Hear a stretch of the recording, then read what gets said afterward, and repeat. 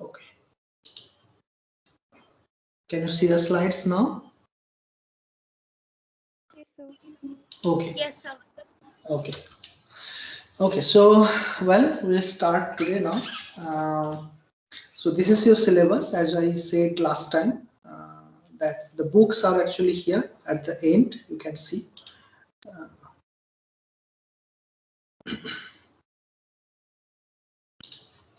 Okay, so these are the two books that I mentioned already. So we'll start with the addition of nucleophilic additions of alcohols and all to the carbonyl compound. Then followed by we'll do this Grignard reagent and other nucleophiles, followed by some of the name reactions. Okay.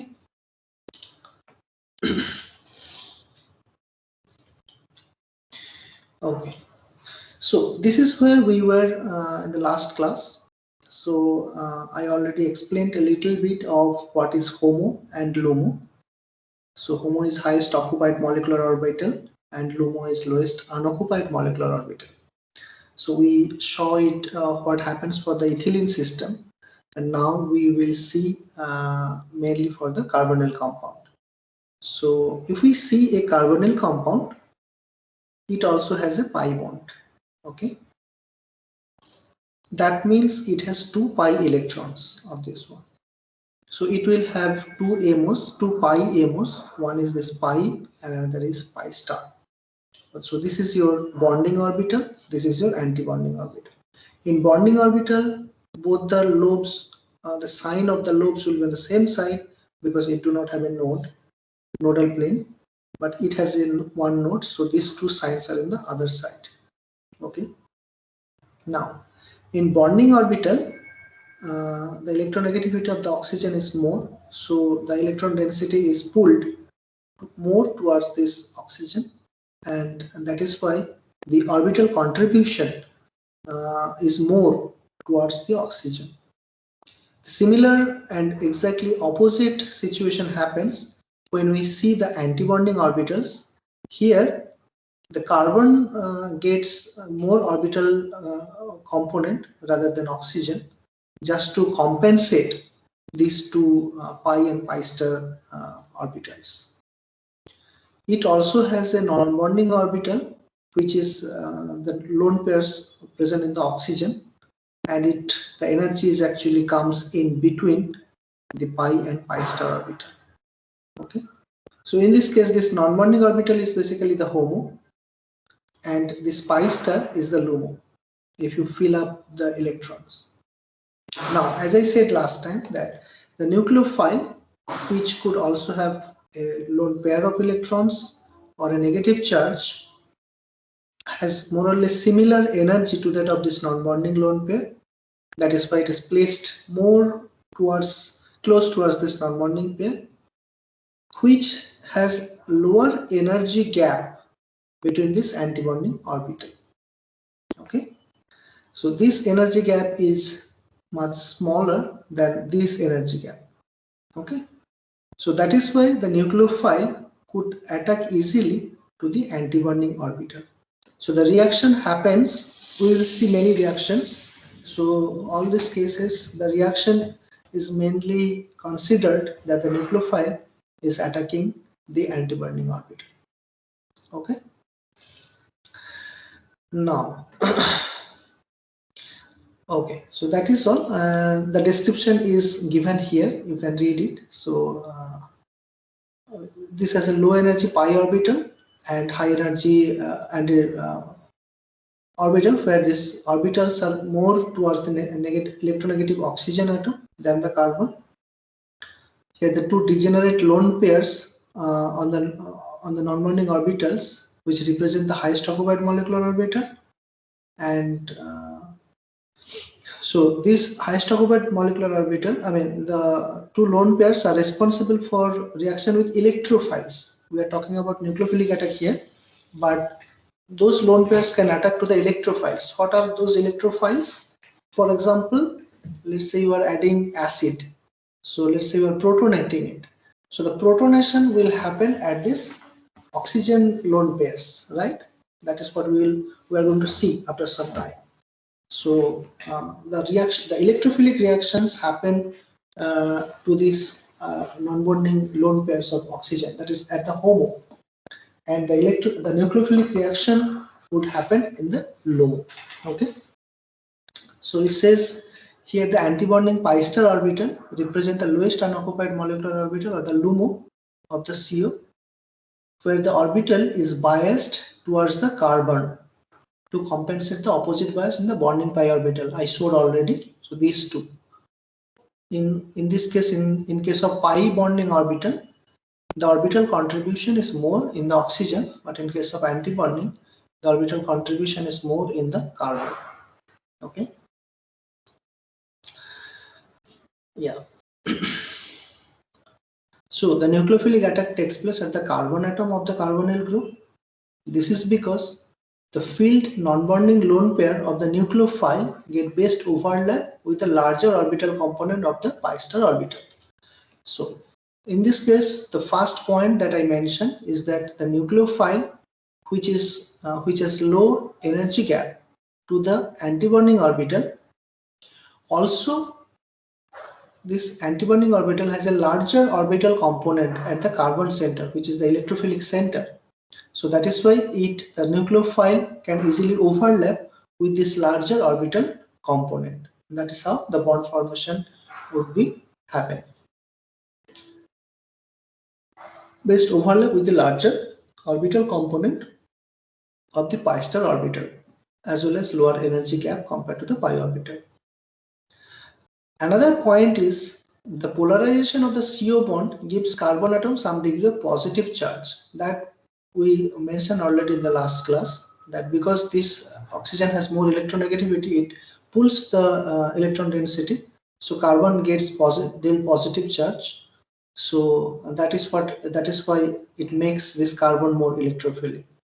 So which attracts negatively charged nucleophiles, and thus nucleophilic addition takes place at C double bond O group. Okay. Okay. Now the next question that we asked in the last class is explain why the nucleophilic attack at C double bond O takes place at an angle of 107 degree. Okay. So the nucleophile that comes attacks at an angle of 107 degree. Why? So then we have to again see this pi and pi star orbitals that the carbonyl compound has. As we have already seen that in pi star, the orbital component at the carbon center is more and in oxygen is less. These two signs are opposite because this is pi star. So nucleophile can come in two different directions. What are those? The first direction is it can come straight towards this orbital. Okay. When this nucleophile it comes through this direction, what will happen?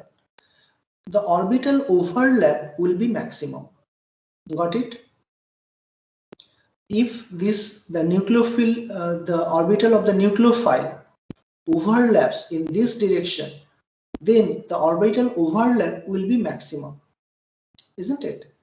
So this is one direction. That means if it attacks towards the 90-degree angle, then the orbital overlap will be maximum.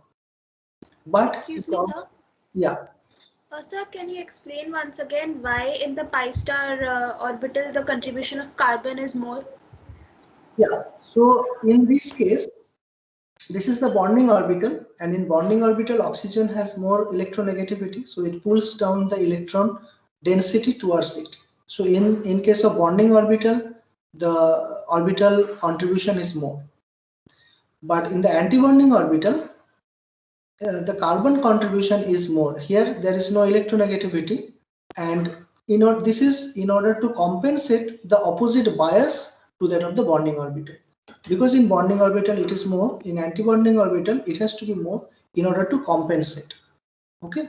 So that sir, is why. but sir, if we just see this molecular orbital diagram, there are no electrons in the LUMO, right? Currently.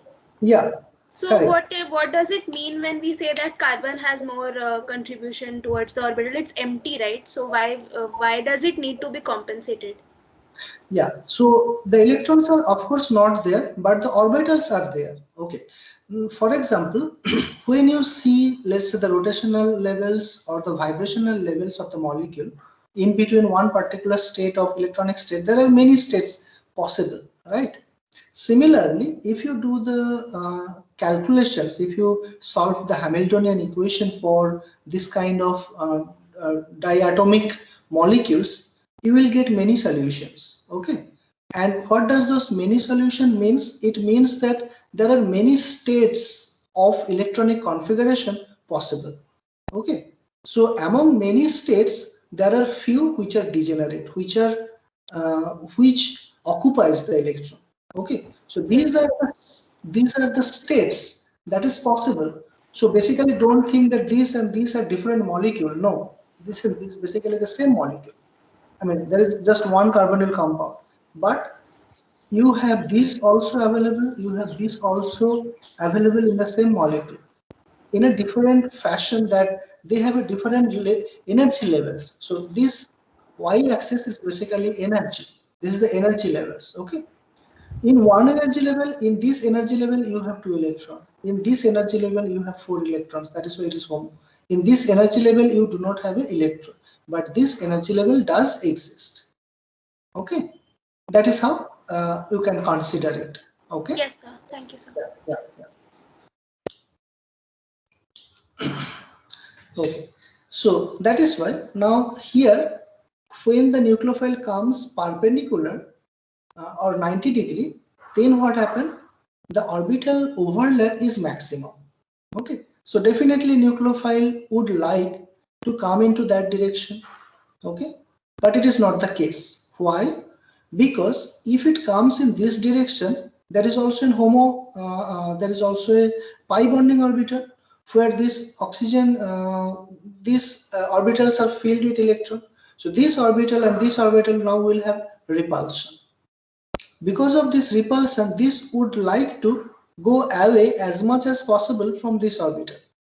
Okay, that is why this orbital would deviate from 90°. Okay.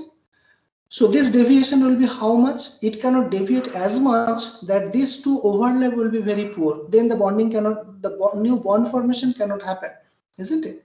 So this deviation will be as much so that it remains in a balance between this repulsion force as well as this bonding force.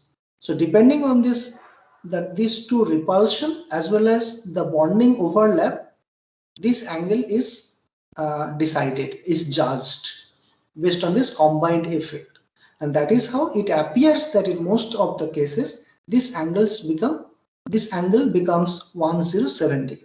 Okay, this angle is also called Bürgi-Dunitz trajectory, where this nucleophile attacks to the carbonyl carbon. Okay, so it is also described here, you can read it.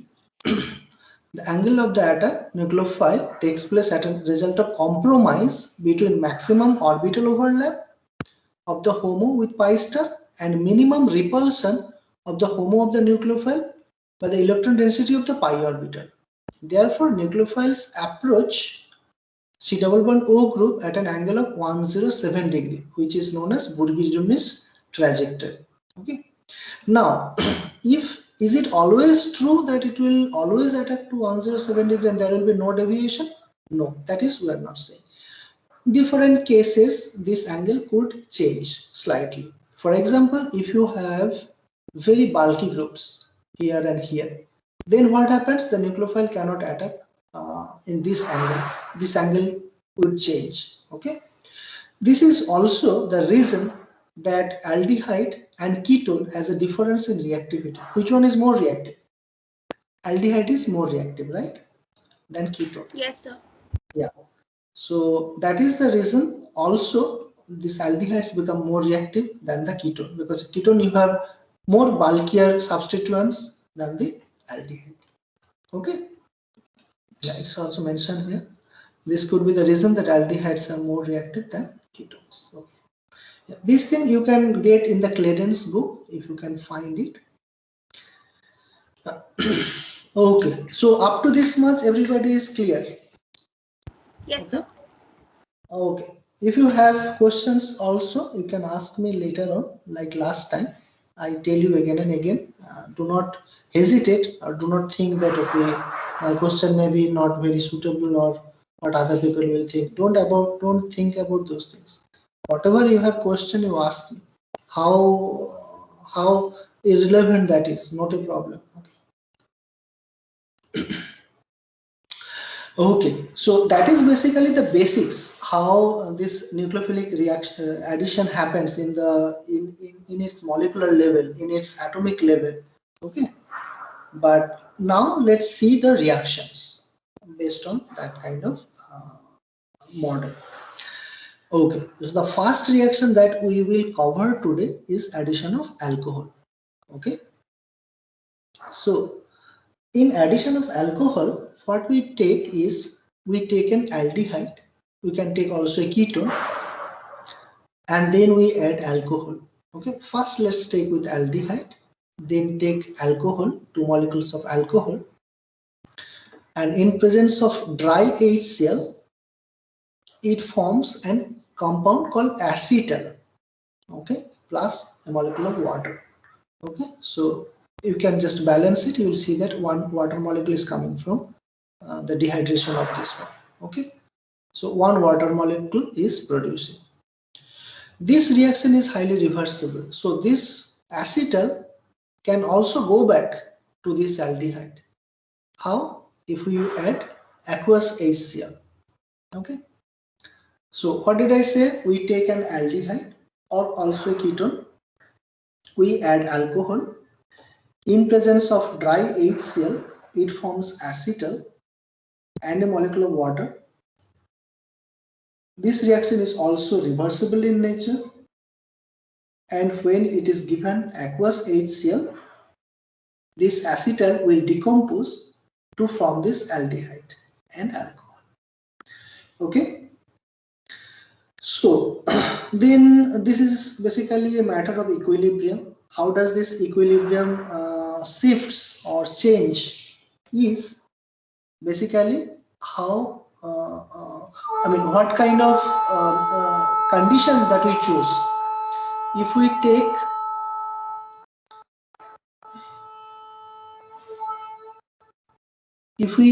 take dry HCl where, and if we remove water from the medium, then this equilibrium can be shifted towards the right hand side because the water has gone, you know, the Le Chatelier's principle, and then it will go more towards this direction.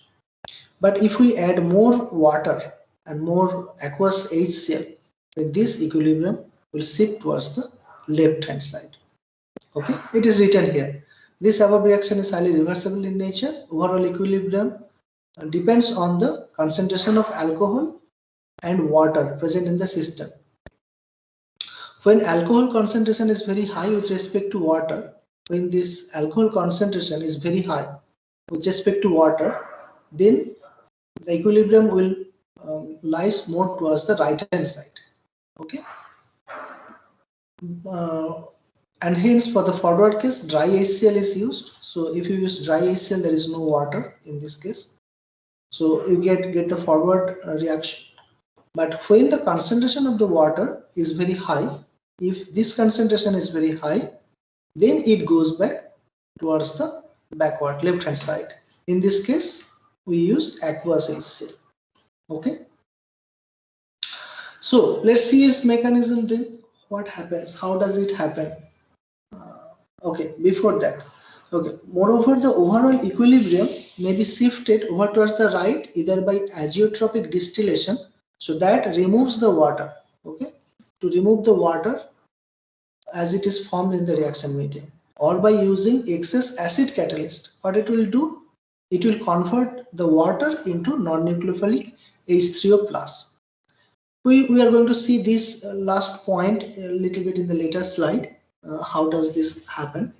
So there are 2 points. It says that we can also move this equilibrium more towards the forward direction by using by using dry HCl and by removing water from the system by azeotropic distillation, or by using little bit excess of this acid catalyst, what it will do, this HCl will convert this water into H3O plus, which is non-nucleophilic in nature, and that cannot react with acetal, so that it cannot come back. Okay.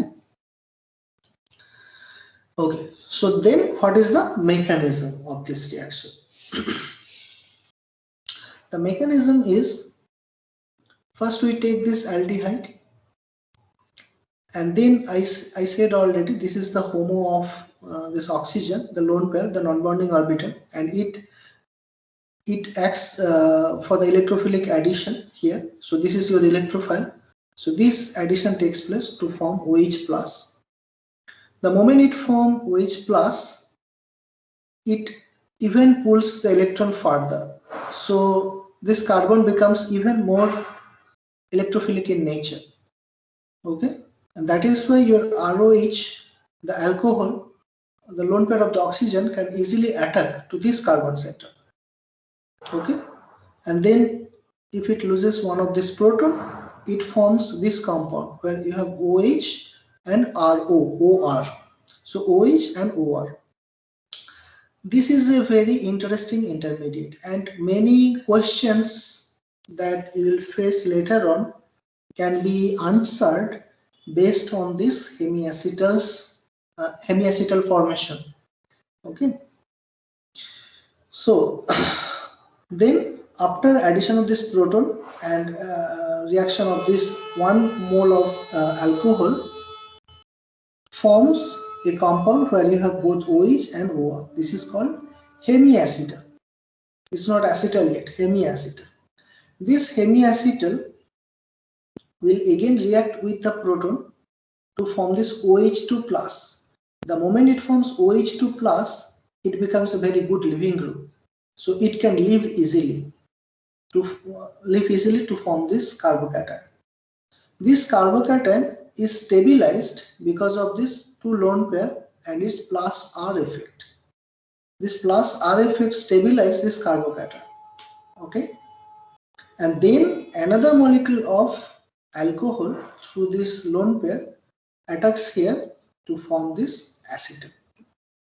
Clear? So this is very simple. First you have this protonation followed by 1 molecule of reaction to form hemiacetal. Second, again protonation, removal of water to form this resonance stabilized carbocation. Another molecule of ROH addition to form acetal. But as you see that all the steps are basically reversible in nature. So what is the mechanism for the reversible reaction? This is the mechanism for the backward case. So here we take first acetal. Okay, we first take acetal, then first it takes up the proton because now you have H3O plus in the medium, so that is H plus water.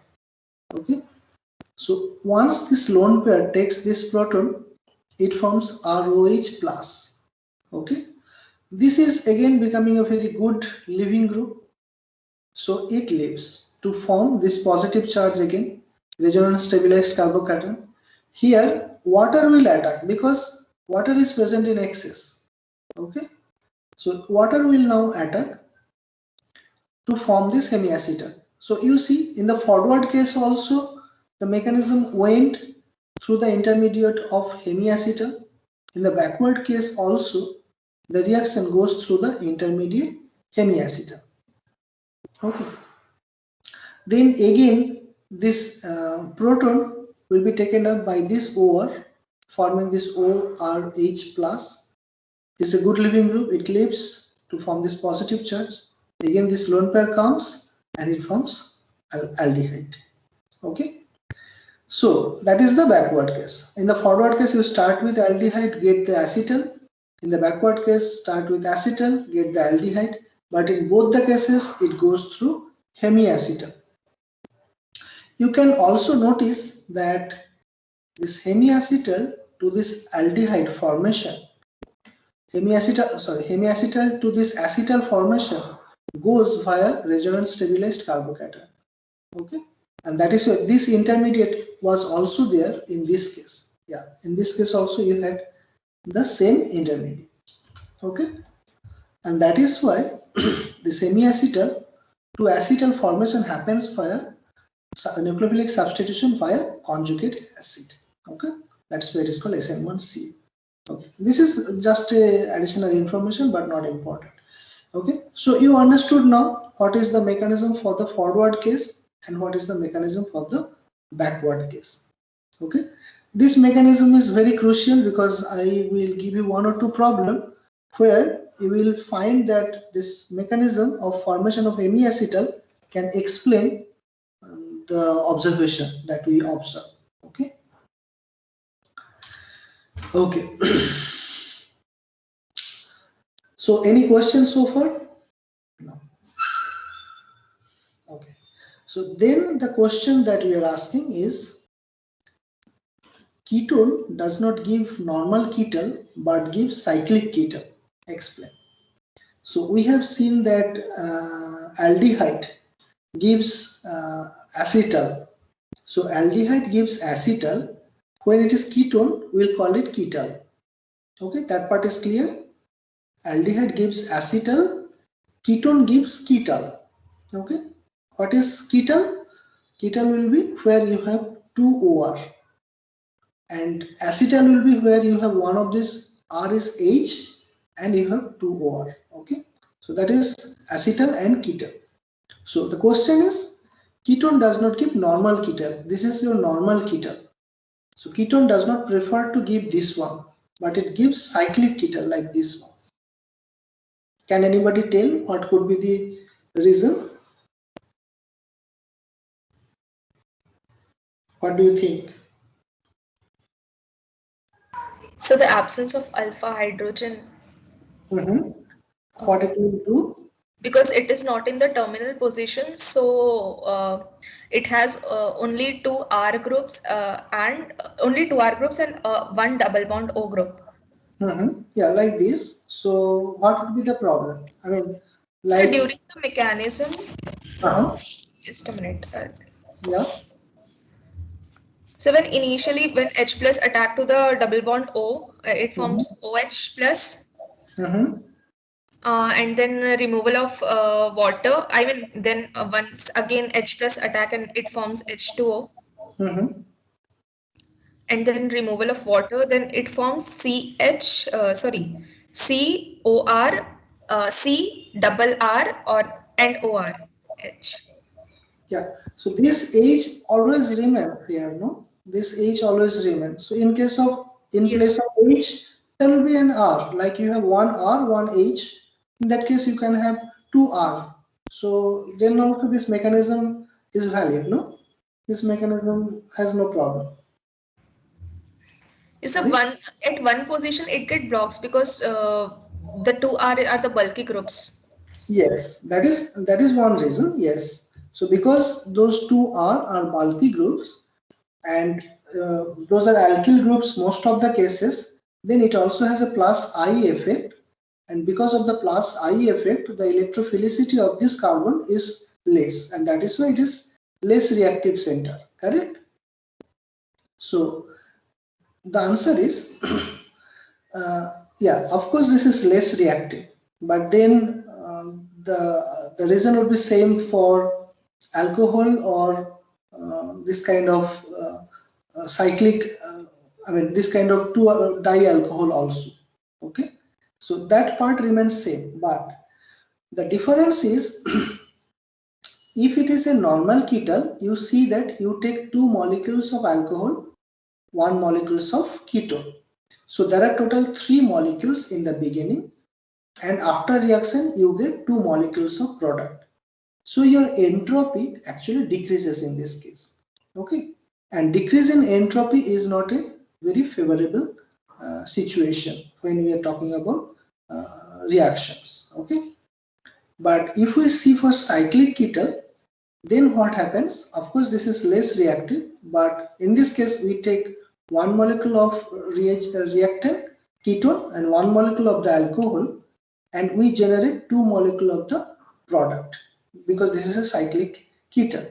So in this case, the entropy did not drop, entropy did not increase. That is also another reason, but entropy did not drop at least.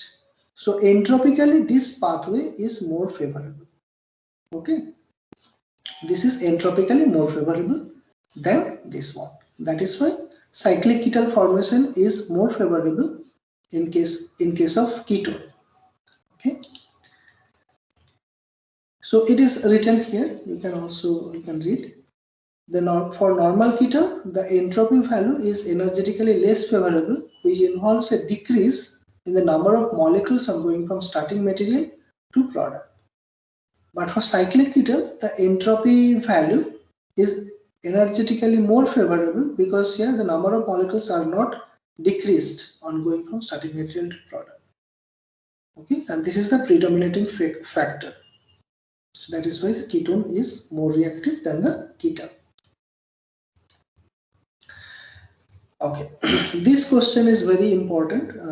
This is also a very interesting question. It says acetal or ketones are stable to bases but readily decomposes in dilute acid medium. Okay, I think you all can answer it by now.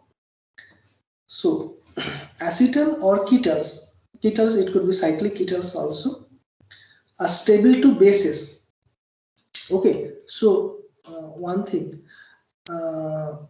don't think that normal ketone does not form at all. Don't think that one. So it also forms, but it is energetically less favorable. Cyclic ketones are more favorable. Okay, in this case, this has a more possibility to decompose. Some of the cases you can also form this normal ketone. Okay, don't think that it does not form at all. It also forms in some cases, but the stability of cyclic ketone is more. Okay.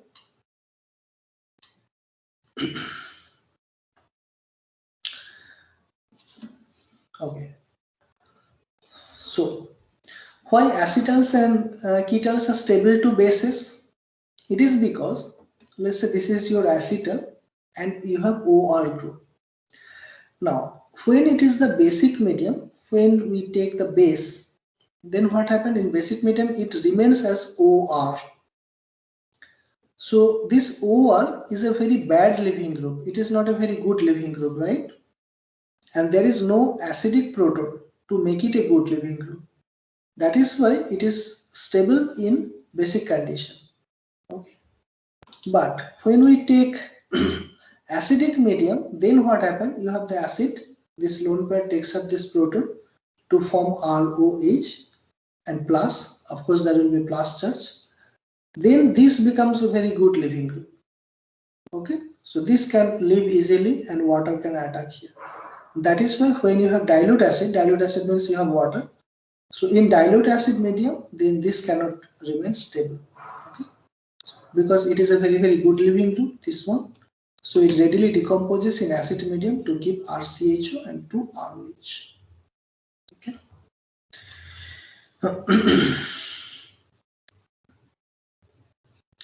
Okay, the next question is, both acetals and cyclic ketones are unstable in acidic medium, but for its preparation, catalytic amount of acid is required.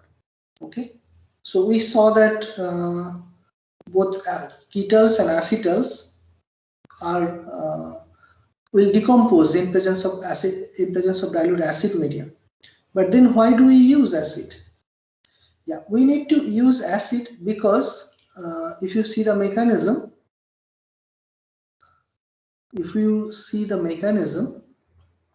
here, we need to use a catalytic amount of acid, because this catalytic amount of acid will react with this lone pair to make this carbon center more electrophilic in nature. So that is the first point, that the acid will react with this oxygen lone pair to form this positive and make the carbon center more electrophilic in nature. Okay, so that is the first point. And second point is, this acid, this water, whatever the water is produced in the reaction medium, this acid converts this into a non-nucleophilic H3O plus, okay, which cannot react again to this acetal, and that is why the backward reaction can get stopped to some extent. Okay, these are the two reasons where. Okay, so it says that in presence of acid catalyst, the reactivity of the carbonyl carbon is increased by uptake of a proton. That is why the overall reaction rate increases. This is because attacking tendency by a nucleophile towards the more reactive carbonyl carbon is increased. Okay. Moreover, the acid catalyst converts the water produced in the reaction medium into a non-nucleophilic H3O plus. So forward reaction rate is increased. Okay, I mean backward reaction rate gets stopped. Okay, so this is the last problem for today. It says that which one is more reactive and why? Between acetaldehyde and Cl3C-CHO. The name of this is called chloral. Okay, remember chloral. For hemiacetal formation and for acetal formation. So between these two, which one will form hemiacetal efficiently? I think you all can answer this one now. So it's chloral. Chloral. Why? So because of the presence of 3 chlorines, it will make the carbon center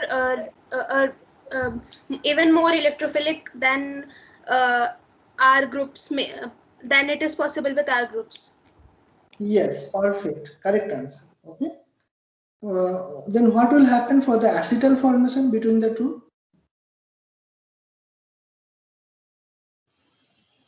So what is your question? The question is, in between these two, which one will be more reactive for acetal formation? Oh, okay. That is for the hemiacetal formation you said.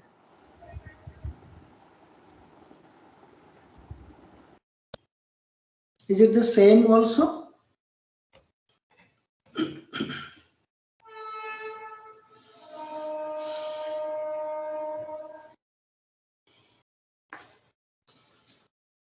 Okay, so I will answer this question. So for hemiacetal formation, whatever she has answered is correct. That be unstable for acetal. Further acetal formation, carbocation will get unstable. say it again. Your voice is a little bit breaking. Say it again. For hemiacetal, CCl or chloral will be more reactive because the three chlorine groups will make the carbon more electron deficient. Yeah. But further acetal formation, I think resonance carbocation formed during the intermediate will be somewhat less due to time. Yes, you are right. Okay. Yeah. Actually, yeah, you are right. So basically, both of your approach is very nice. Okay, this approach is basically I want to tell you. Okay, so this question is not the main thing. This approach, that how to answer this question, is the main thing in this case. So you have picked up the right approach actually. Okay, why I said that? For hemiacetal formation, what is the criteria? The criteria is reactivity of the carbonyl carbon in the first place. So there you have seen it, that chloral has more reactivity because this 3 chlorine atom will withdraw the electron to make this aldehyde center more reactive. So for hemiacetal formation, chloral will be much more reactive. But then after hemiacetal formation, hemiacetal to acetal formation, what is the intermediate? The intermediate is a carbocation, which is resonance stabilized by this oxygen, okay, or by the ROH that is attacked in the hemiacetal, okay. But that carbocation will be destabilized. Are you all understanding what I'm saying? So, okay, let me come here.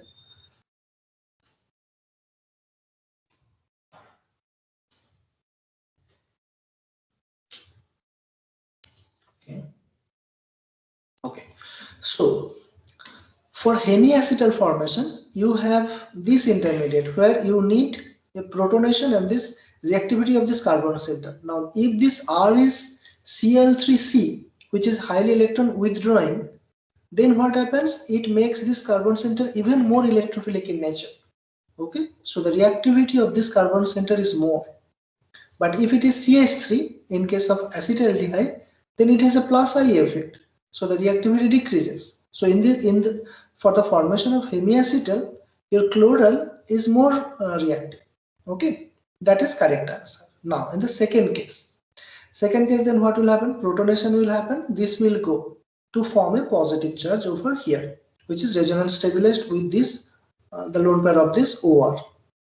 Now this positive charge, if this R is now chloral, means Cl3C, then this positive charge will be highly destabilized. Okay, but if it is a CH3, then this CH3 can show its plus I effect to make this positive charge stabilized. So for acetal formation, acetaldehyde will be more reactive than the chloral. In fact, it is observed that chloral gives only hemiacetal, it does not give the acetal. Okay.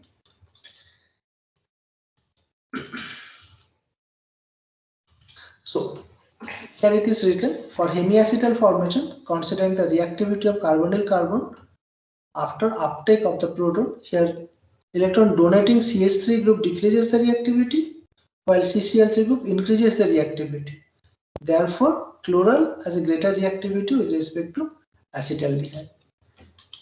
But in case of acetal formation, we have to consider the stability of the carbocation intermediate.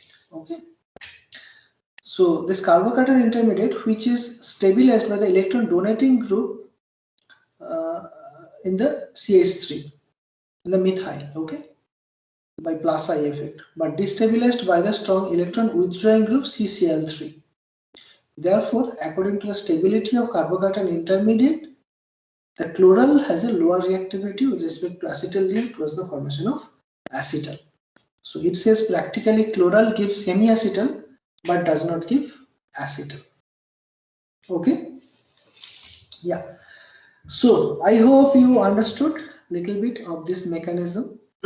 We will go a little bit slowly, no problem. Let me know if this speed is a bit fast. I can go even slower. Or let me know if the content is becoming more, then I can also decrease the content.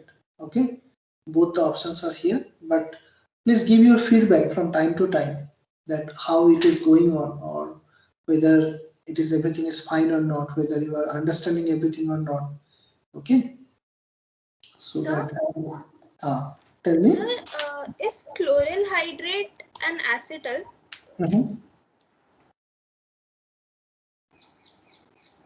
Yeah. No, that is the question. Is it an acetal? Chloral hydrate, is it an acetal? No, it is an hemiacetal. Chloral hydrate will be an hemiacetal. So chloral hydrate, no, that is hydrate. That is neither acetal nor hemiacetal. That is hydrate. No. That not hydrate. The one with two geminal OH groups on the carbon. Yeah. So those are basically hydrate. Those does not fall into hemiacetal or acetal. We will also look at those hydrate formation. Formaldehyde remains in the formalin stage. Okay, by forming the hydrate formation. So that hydrate formation also we will be looking at, and we will also see many examples where hydrate formation is much more facile. Okay, those are not hemiacetal or acetal; those are hydrate only. Okay, sir.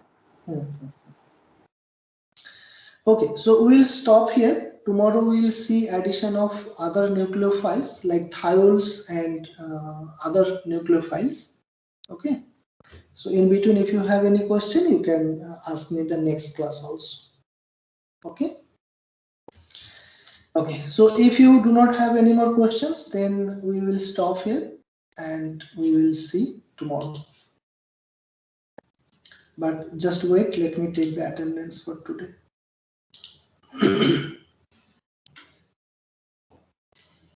So please upload this slide in the Yes. like Yes, last I time. will. Yeah. Yes, thank you, sir. Yeah, I want to tell all of you. So please collect all the slides and notes now, and yeah, or you can later on if you need it. You please contact your friends. Okay, your friends are the one who can give you all the information and all the documents. Okay. Yeah.